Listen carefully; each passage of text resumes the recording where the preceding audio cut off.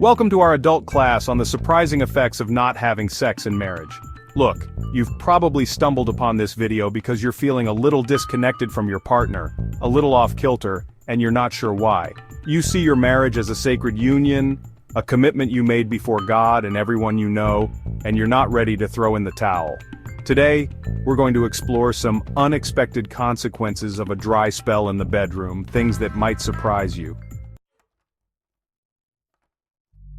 You wake up with a pounding headache again. You pop a couple of painkillers, thinking it's the stress from work or the kids. But what if I told you it could be connected to the lack of intimacy in your marriage?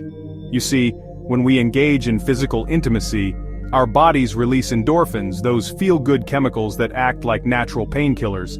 Without that regular release, you might find yourself reaching for the aspirin more often. Now, I'm not saying every headache is a cry for sex, but it's something to consider. Is your back always aching, feeling a little stiff in the hips? Now, before you go blaming it on that office chair or your age, let's talk about the physicality of a healthy sex life. Sex is a workout. It gets your heart rate up, strengthens your core, and improves flexibility. When you're not engaging in that regular physical connection, you might experience more aches, pains, and stiffness. We all know that stress can lead to high blood pressure, but did you know that a lack of intimacy can be a major contributor to stress in a marriage? Think about it. When you're not feeling close to your partner physically, it creates distance emotionally.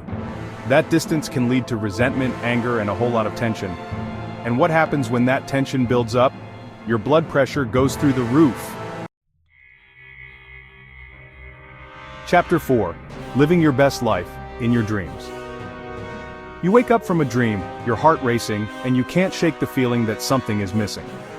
Dreams about intimacy can become more frequent when you're not experiencing it in your waking life. It's your subconscious mind's way of trying to fulfill those unmet needs. Chapter 5. Quarreling with the neighbors. Again? You find yourself snapping at the neighbors, getting easily irritated by things that wouldn't normally bother you. Sound familiar? When you're not physically connecting with your partner, that pent-up energy has to go somewhere, and often it comes out as anger and frustration in other areas of your life. Chapter 6. Taking it out on the cashier. You go to the grocery store and the cashier is moving a little slow. Suddenly you find yourself snapping at them, feeling that anger bubbling up again. Look, I understand, we all have bad days, but if you're consistently finding yourself on edge and lashing out at strangers, it might be time to examine what's going on beneath the surface. Chapter 7. Fighting over 10 bob? Really? You're arguing with your spouse over 10 bob. 10 bob. In the grand scheme of things, it's insignificant.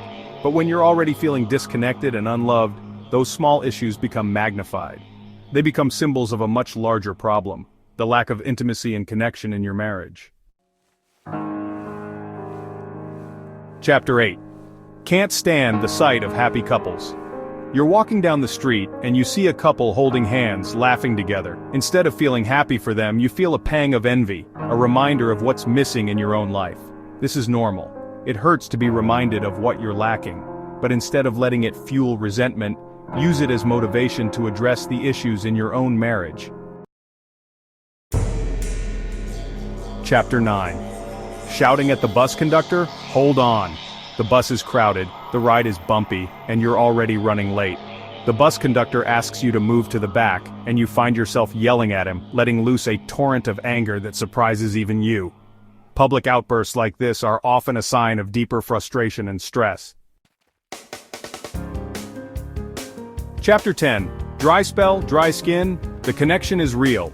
You look in the mirror and notice your skin is looking dull, dry, and lifeless. You try every lotion and potion under the sun, but nothing seems to work. Well, believe it or not, a healthy sex life can actually contribute to better skin health. Sex increases blood flow, which delivers oxygen and nutrients to your skin cells, giving you that natural glow. Outro, class dismissed, but the conversation continues. Thank you for joining our class today. Remember, communication and intimacy are key to a healthy marriage. Don't let these surprising effects fester and grow. Talk to your partner, seek professional help if needed, and remember that it's never too late to reignite the spark.